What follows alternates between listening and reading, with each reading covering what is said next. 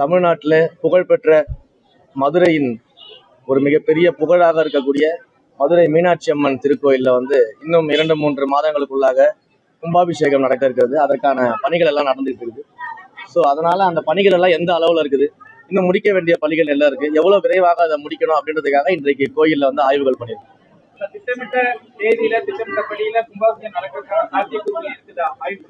திட்டமிட்ட தேதியில திட்டமிட்ட நேரத்துல அது நடக்கணும் அப்படின்றதுக்காக தான் இன்னைக்கு ஆய்வு வந்திருக்கிறோம்.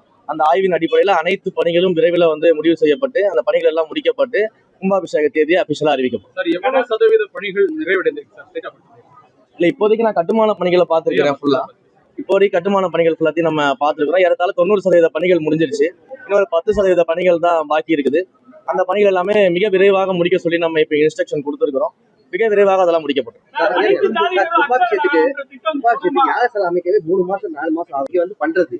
ஆனா இப்ப டேட் தள்ளி போறதுனால யாசல் அமைக்கிற படி தள்ளி போகாது. எல்லா பணிகளுமே விரைவாக முடிச்சிருவோம்.